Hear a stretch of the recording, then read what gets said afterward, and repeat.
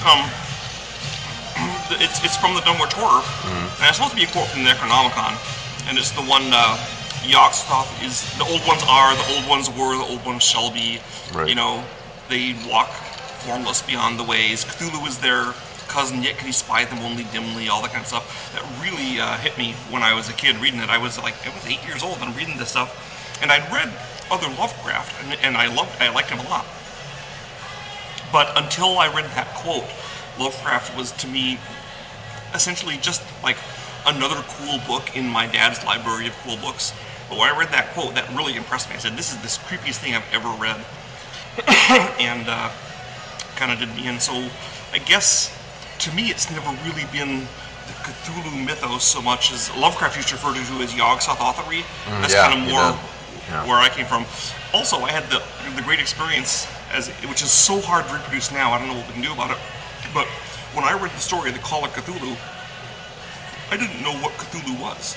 To me, it was just an incomprehensible alien syllable, which is, of course, Lovecraft's intent.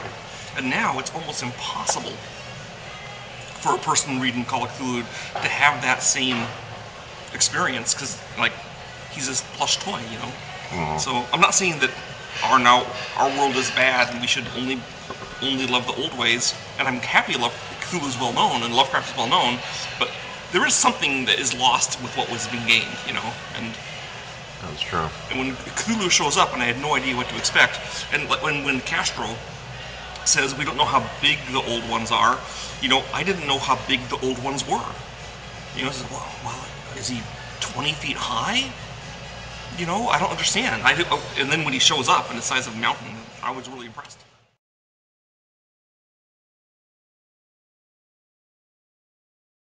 I can support that theory that it's not really Cthulhu, that it's just a Starspawn.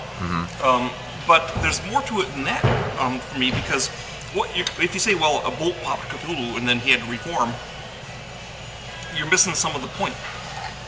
It's 1927, right, when the story is being written, and like, what is the most powerful artifact available to all humanity in 1927?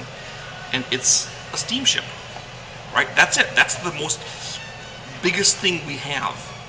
Okay, so the most powerful thing humanity has in the world rams Cthulhu, and he's not killed.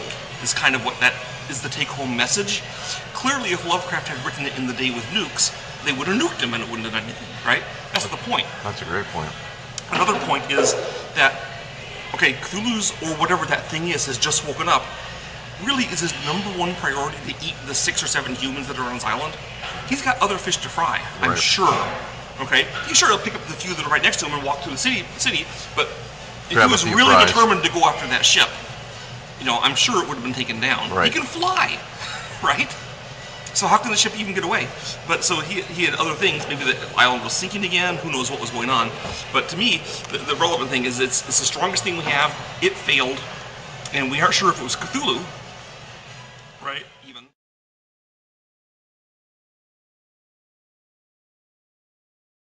Let me tell you, if there is any genre of literature with less reliable narrators than the Cthulhu mythos or Lovecraft, I don't know who they'd be. I mean, can you believe anything the guy says in The Rats in the Walls? Yeah, exactly. You know? So that guy is a loon. I wish I could remember the guy. Yeah. He says he didn't. I wish I could remember who told me this the other day, but he basically said, you know, this is his interpretation of what happened, but it could be way off the mark, you know, at the end of Call of Cthulhu when the boat hits him. So, you know. Even in Call of Cthulhu, you have several layers of unreliable narrators, right? There's Johansson, who wrote down the text in English so his wife couldn't read it. Then there's the filter between you and Johansson, who's not writing in his native language, mind you, of the hero, right, who is telling you his version of the stories, where he openly says, I can't tell you all the stuff, right? So he's unreliable, you know. And then there's you have Castro telling you a lot of the mythos. Well, where'd Castro get it from? No doubt from someone that is always honest and upright and tells the truth, right? Obviously. Exactly. And Castro's telling it to the guy that arrested him. So heaven knows what's going on. Although I gotta admit, I buy Castro's statement that they didn't kill the people. That rings true to me. Yeah. You know. But then there's so much more there. How can we think of so often cult of Cthulhu is portrayed with, well, there's deep ones under the sea, and they kind of worship him. Although, of course, in Shadow over Innsmouth, they don't worship Cthulhu, right? And then there's like some slime monsters. But if you read the Call of Cthulhu, there's like winged things out in the swamp, and some large white formless thing that booms and echoes. And there's a lot of stuff going on in that story. It's not just like kind of a saying, okay, we've got this organization where there's Cthulhu at the top, and then star spawns, and then deep ones, and then humans. There's nothing like that. There's all these other things going on, you know?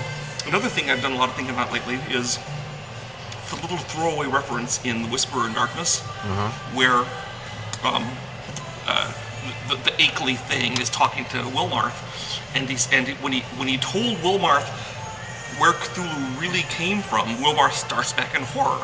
And I'm like, wait a second, what could he tell about where Cthulhu came from that would make him start back in horror? Okay, I mean, if he just said Cthulhu comes from like a far-off galaxy, that wouldn't terrify you. There's something else going on there, okay? And what's your thoughts on that? Well, I have two thoughts on it. One is the more prosaic one, which is, well, he actually doesn't say where it came from. He says the true origins of Cthulhu. And it might just be the Wilmarth had never heard that Cthulhu, instead of being this weird cult thing mentioned in a few areas, is this giant alien god under the sea. Right. But the other is, I wonder if Cthulhu is either something left over from, if you go by the cyclic universe theory, is something left over from the last universe, okay? Or it's something that comes in at the end of this universe, that when the universe was destroyed, went back in time and came through again. So maybe it's like the ultimate destiny of all sentient life in existence to congeal into Cthulhu, and that's what he is. He is the fate of everything. Those are some of the things they come up with. Yeah, that would do it. That would do it. Yeah. It's like that's what we end up as, this thing which surpasses all life, you know. And of course, so here he is collecting it all again to re-begin the cycle. It makes Cthulhu a little more cosmic. I'm not sure if he needs to be more cosmic. I kind of like the way, but just something really old. There's other things that are really old. It'd be something that, well, he doesn't follow natural laws. Maybe he's from a previous universe. Maybe he destroyed that previous universe, and that's what was left as this one was formed. You know, I mean, certainly makes you less willing to have him along with you in this universe if he like destroyed the last one. Yeah. You know. Well, he's just not a nice guy at all. No.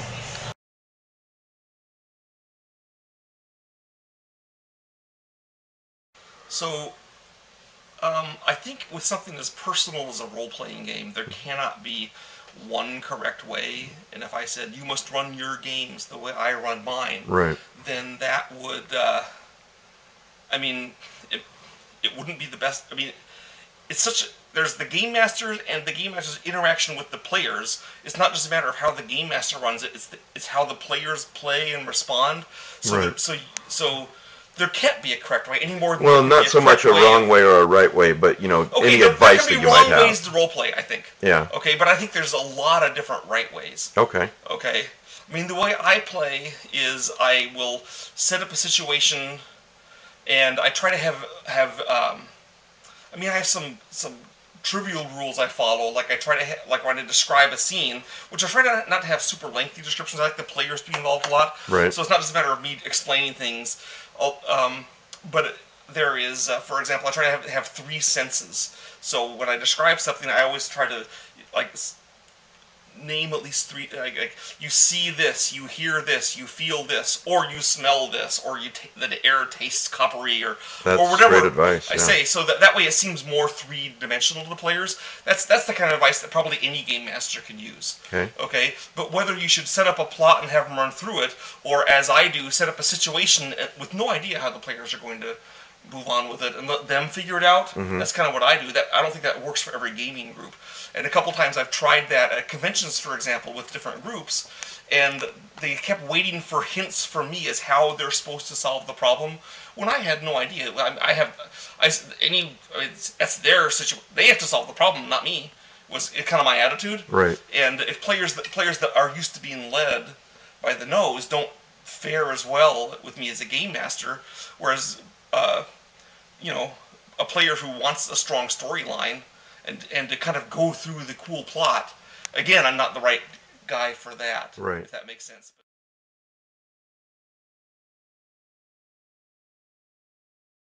But one of the reasons that I usually run my campaigns in the modern era is so that the players can more easily project themselves onto them.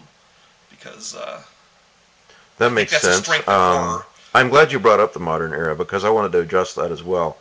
I've had comments made to me at Lovecraft eZine that, if it's not, and we both know this is false, but I think they should hear it from the Call of Cthulhu creator. If it's not 1927 and it's not in Arkham or Dunwich or Innsmouth, then it's not a real, call. Let me make this clear. Lovecraft set his stories in the very most modern times he could. That's right. His characters using the most modern technology. When we read about it and the guy has a biplane in Antarctica, we think, oh, how quaint. But that was the most advanced stuff they had. Lovecraft was trying to be the cutting edge. He had submarines. He had airplanes, he had zeppelins, he had modern things because that was modern for him.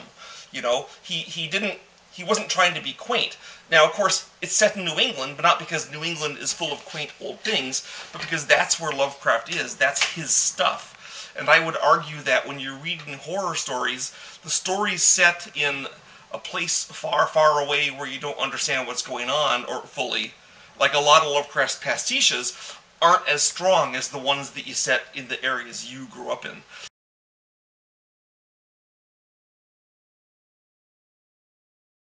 In the case of Call of Cthulhu, kind of what went on there when I was first developing Call of Cthulhu, the people at Chaosium didn't really respect or like Lovecraft, and that's not their bad.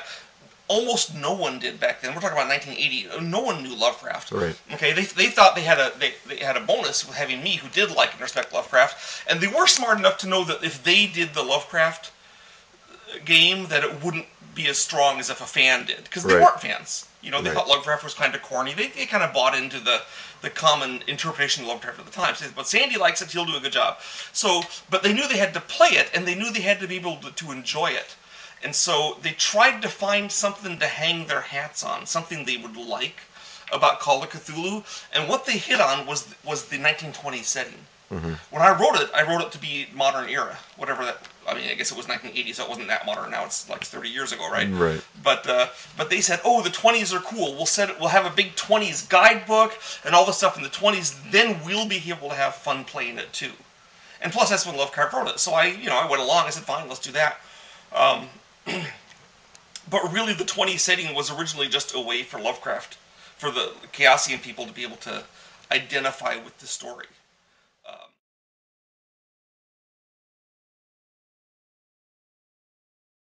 The basic principle here is you want to set a story. It's the principle of M.R. James, he had three ways of writing a good ghost story, and one of them was set it somewhere where the reader can imagine himself to be, and I think that applies to a Lovecraft setting. If you can fully realize in your mind and to your players a crumbling East Coast port city like Innsmouth, then more power to you. Right. But if you grew up in Utah and Illinois and Texas, then maybe you should use the scary things those have, because they have them. They have ghost towns, for example. You don't have those in the East Coast. Mm-hmm. They have things you can pull out there instead to use as your. It's going to be more real for you. It's going to be more, and it's going to be more real for the players, when it's more real to you. Right. So. And ultimately, it's about. Correct me if I'm wrong. This is the way I feel. You're the guy that created Call of Cthulhu, but to me, it's about the themes of Lovecraft. In these scenarios. And those themes can be used in a wide variety of settings. Right. I mean, I'm a very visual guy, so when I write up a scenario, it's based on, I think of some image I have, either from a movie or from a story or for something, and then I try to set that up sometime during the adventure so they will have that imagery. For example, you and I just watched Quatermass in the Pit, and if I wanted to do a scenario which was vaguely based on that, I would pick a strong image, which I don't know if it would be the holographic demon towering over the city, mm-hmm. or the humans swarming like locusts and killing each other telepathically. I'd pick something from that story and try to have that. It wouldn't be the plot of Quatermass in the Pit. It would be an image with things leading up to it and things leading away from it, and I would try to make that work. Now, do I understand you correctly with your particular style of being a game master? You don't really lead them by the hand very much. You don't Not at really give all. them any hints. No, in fact, like I said, it's been awkward in scenario running. At some conventions where the players expect that there to be specific clues they must get, and then when they get those, they'll be led to the next clue, and there'll be a series of things. And I will have I will have clues. I don't have red herrings leading them down false trails. And this is right, Yeah. but it's kind of up to them to. To me, that seems more real. Yeah, I guess I don't think the monsters leave a bunch of breadcrumbs leading to what. Right, and my question a few minutes ago about what would you do in this situation, I appreciate the answer you gave, because I would have asked that as well. But what I really meant to say was, when I'm playing Call of Cthulhu, I look at it as if my character was really in this situation, not as if I'm playing a choose your own adventure book, where they're going to leave all these breadcrumbs. What if the character was really in this situation in real life? You don't have somebody popping out at you giving you hints. Well, that's what I try to do, and I try to make my players, as a result, be as alone as possible in this scenario, so they can't have someone come in to save them. That's why I don't like having a secret government agency that has all the answers. And I want to hasten to add, with Delta Green, that's not what it's like. Yeah. The government doesn't have the answers at all. Or go to the library where the wise old professor knows everything. I like kind of sticking them out in the middle, or having the answers be worse than useless. For example, there's a trope in horror movies nowadays where your cell phones never work because the writers can't figure out how to eliminate your ability to get help by a cell phone and isolate you. But it's possible to do. Lovecraft shows the way when he says we don't want people to know about these things. People shouldn't be hip to this. You can't go out and bring help. That'll endanger more folks.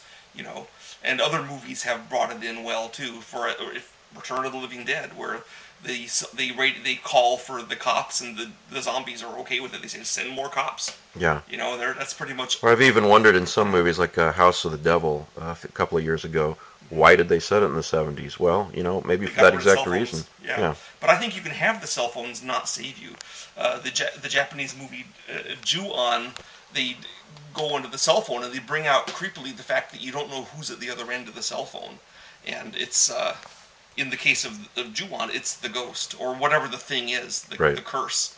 So the cell phone is worse than useless. It's actually a conduit to bring the horror to you, right? So you're trying to get rid of your cell phone. Right. As best you can. So.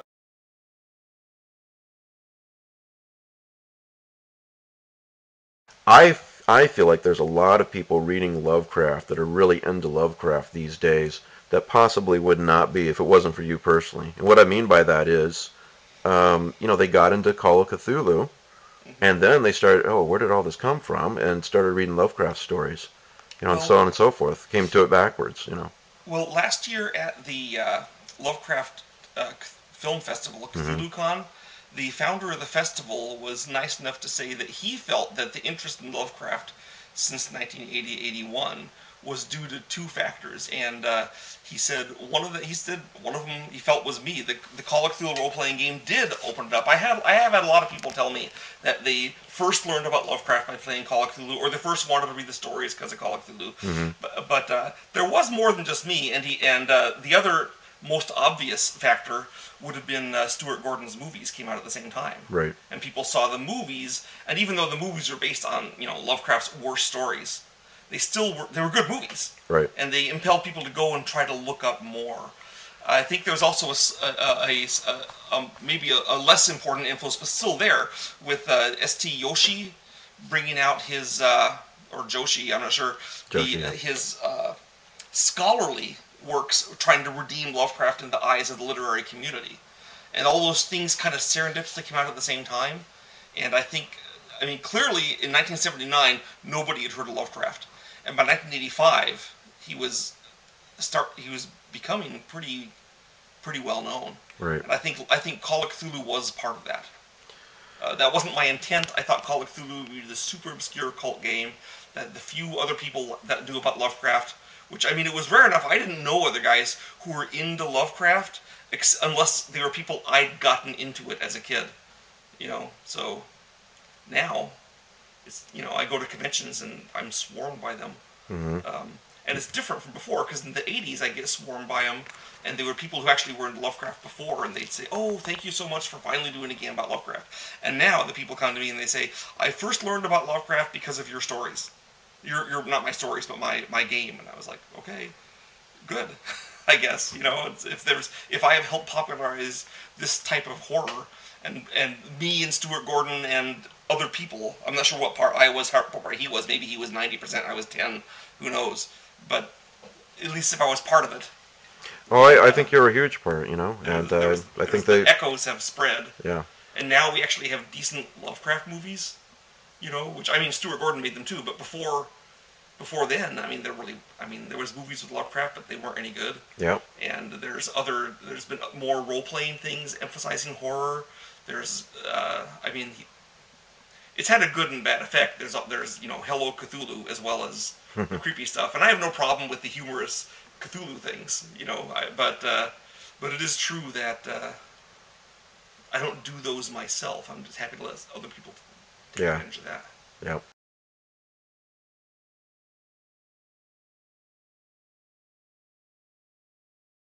I mean, here's the iconic figure. So, Mr. Davis is nice enough to let me show off my game a little bit. So, really, when I look at these figures that we built for the game, what I see are the joy I got when I was a kid and I opened up a bag of plastic dinosaurs. Except now they're even cooler because they're the Cthulhu monsters. We've done figures for things that have never been pictured before as any kind of model. It all works in the game, it all has meaning in the game, but here, for example, is Krug, the water lizard. He's never been done, at least not in a creepy way. Here is Yig. Yig looks better from a little below. It's first scary, right? That we have star vampires. No doubt that's Robert Bloch or Lovecraft there being gobbled up by it. And I believe you showed me earlier one of them as a nod to Ramsey Campbell's stories. That guy right there. Oh, yeah, the Watcher of the Green Pyramid. Well, he's referenced obliquely in one of Ramble Campbell's story. Campbell never describes him, and rightly so, but of course we had to have an actual figure for the game. He lives on Yaga. He comes out and wreaks havoc. He's a dark gray, because he's, even for the Cthulhu mythos, he's malign. And here's a very favorite one. This is Howard himself as a turn marker. Great. And so if you're the first player, you get this to sit by your side and keep you comfort. I've had players tell me they want to hollow out the lantern and put an LED in there, so I wish them luck on doing that. But that's great. That's too much stuff for me. So this is a tiny fraction of what you get in the game. The game takes about 90 minutes to play for a 4-player game. It's about a half hour less for 3 players, about a half hour more for 4 players. Mm-hmm. And it's got the biggest pieces I've seen. The reason the pieces are so large is because I want them to be useful for playing in Call of Cthulhu and Arkham Horror, things like that. So there's 28mm. This is the High Priest. He's all aghast at what he's seen. So they're the right size to use with your other figures. If you have the old Grenadier or whatever they're using now for Lovecraft, these work with them. Well, okay, you can argue that Cthulhu is a little bit too small because he's only 8 inches tall. But I mean, what do you want us? What can I say? Do what you can do, yeah. Not much I can do. I don't think anyone has any cost in playing. At least the star vampires and like Shogner Fawn, or this is actually, this is Cthulhu. If you look at them, I think we're like the way we've done it. Cthulhu could just be a massive fire, but there's kind of a face. There's chunks breaking off and burning away. So there's a physical form in there, slightly obscured by the fire, which makes him better. And of course, he's one of the lamest Lovecraftian gods by anyone's measurement, but we've kind of pulled him off a little bit here. And we have a small handful of new ones. The Watcher is sort of new. We got Gobogag, which is my takeoff on the moon ladder from the end of the I'm not sure if that's the front or if this is the front. It's not really clear. It's one of those kind of and not creatures. supposed to be. Yeah, but he's actually based sort of in Lovecraftian lore. If you recall, at the end of Mountains of Madness, Danvers looks back and he goes mad, and he talks about the moon ladder, the white primal jelly, and all this stuff. So I'm thinking, moon ladder, what could that be? What's going on back there? What would shatter his mind so much after the cosmic stuff he'd seen? So what I came up with for this entity is this is a deity or a being that hasn't been born yet. You see these, like, he's either forming out of the rocks or the rocks are forming him. So the idea behind him is that there's a legend, not a legend, but a theory that the moon was formed by erupting from the Pacific Ocean. That's why there's a big hole there and where the moon came from. So the idea behind it is that this is the entity for the other moon that erupts from Antarctica. So when he is birthed, Antarctica breaks forth from the Earth and flies forth to become another orbiting body. And of course this would, melt the crust and destroy all life on Earth. So this is the entity of the end of everything on Earth. When he comes out, it's all over. So in the game, when he starts coming forth, then it's the game ends rapidly after that, because he makes, basically his effect in the game is he makes it really, really easy to summon Great Old Ones. Now So all the clashing powers rapidly destroy the planet. Of course you don't care because you're Cthulhu or whatever, but... Right. Yeah, and that's what I was about to get to. For those who don't yet know, I think many people do, but what is the concept behind this game? It's a bit different than most Lovecraftian games. It is. This is a way back in 1980-81 when Chaosium published Call of Cthulhu. The concept in Call of Cthulhu, of course, is that you are a heroic investigator struggling mightily to stop the Great Old Ones from taking over the world, and ultimately it might be a losing battle, but you're telling the story of the battles along the way. So pretty much every Lovecraft game since then has been a variation on that same storyline. Right. You are investigators, you're stopping the Great Old Ones. But what I did with Cthulhu Wars was I didn't go back and revisit that. I said, instead of, like, whenever we tell the stories, we always like, when Cthulhu comes back, it's going to be horrible because Cthulhu, he's going to have telepathic powers that awaken latent abilities. He's going to have armies of legions of formless minions that come forth and spread the world. He's got tidal waves and destruction and madness are going to be everywhere. The deep ones will rise. People will be devolving. And so what I wanted was a game where you could have all those cool toys at once under your